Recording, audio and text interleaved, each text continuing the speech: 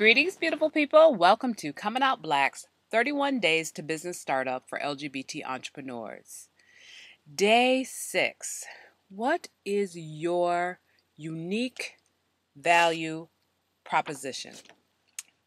What we call USP, I think they refer to in the business world, unique selling proposition. And I want to say three things about the unique value proposition, unique selling proposition, whichever one you want to refer to it as. The three things are: what is your product or service? And then what is the target audience? And then what value do you provide? But more importantly, I really want to talk more specifically about your unique value proposition, because in day 5, I talked about, your compelling promise. And I contend that your compelling promise and your unique value proposition are really two sides of the same coin. They're the thing that really makes you different from everybody else, and really the thing that's going to make you successful. I mean, I can't tell you how the compelling promise and the unique value proposition are just so key to business success these days. And so let's talk, let's dig a little deeper and kind of understand what your unique value proposition is. So think about it. You have your brand, right? And you think about what your brand does well. And then part of understanding what your brand does well really goes back a little bit to your compelling promise, but more importantly, what is the value added that in terms of what you're doing and offering in your business. And make sure that you're always focused on that, because I don't care what kind of business you're in, you have competitors. And so you want to make sure that you outshine everybody else. And then more importantly, you may be in a business where you have competitors, but more importantly, really get kind of clear about what your customers want. That's always equally as important. I think a lot of times we think, oh, I know what my customer wants and I'm going to give them this. And maybe you're right partially, and maybe you're wrong. And you want to make sure that you're 100% right, because then you are creating a unique value proposition, because you're saying, look, I'm going to give you everything you need, not just partially. Nothing is more frustrating, than to go to someone, right, to a business or entrepreneur to get a particular product or service and only get partial. You know what I mean? I mean, I'm the kind of person where I probably won't go back. I start to put you on my little list of my boycott list where I don't where I don't come back. And then the other thing you want to take in consideration when you're creating your unique value proposition is, what is it that your competitors are doing and what are they doing well? And you may think to yourself, well, I don't really care because, I know I'm doing this better. I mean, look, in order for you to really hone in and for you to really get specific and for you to really create your own unique value proposition, you've got to do a little research and discover what is it that your competitors are doing well and why are their customers continue to come back over and over again. And more specifically, where a lot of times, your real goal is to figure out where is the gap and what the customer wants and how you can fill that gap in your own unique way. And so there's this little chart on the screen, and it has, what your brand does well, what your competitor does well, and then what your customer wants.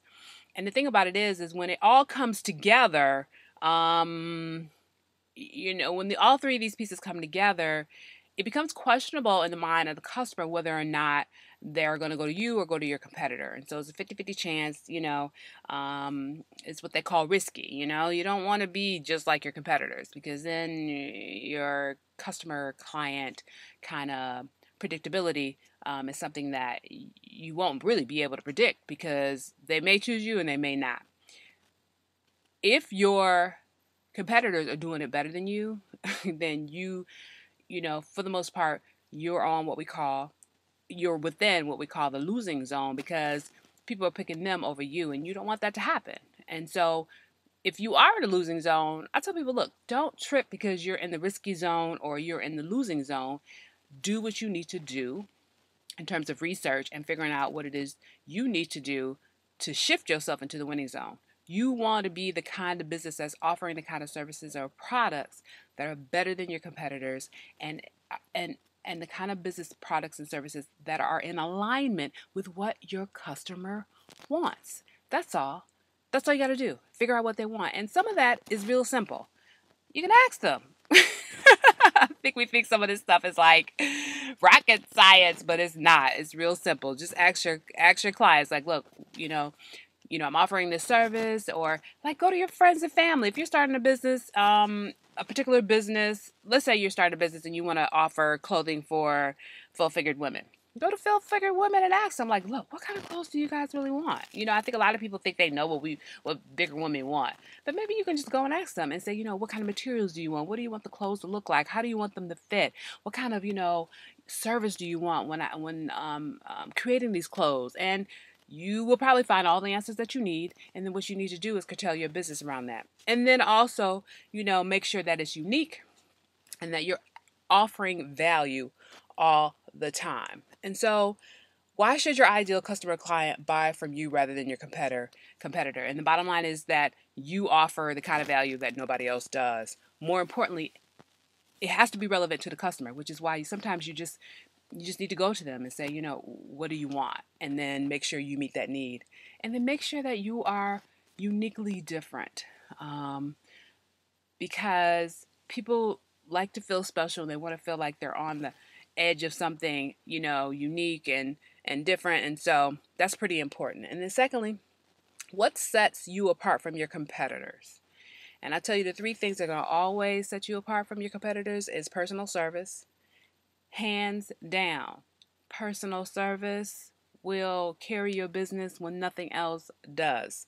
When you are an expert at what you do, and not only an expert, but you're comprehensively an expert, meaning that you understand all aspects of what it is you do and not just some specific area. Because the more comprehensive your knowledge is, the more people really will trust you.